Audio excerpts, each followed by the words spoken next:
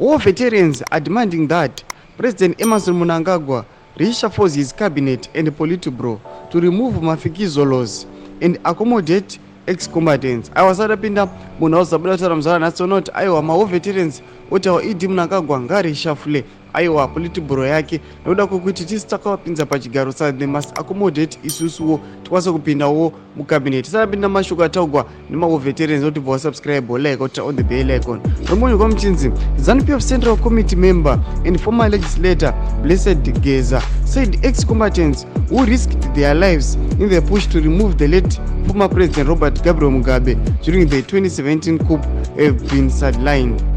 The people who were working against Mnangagwa and the Vice President Constantino Chiwenga, those who wanted the two expelled from the party and killed after the ones who were now enjoying the fruits.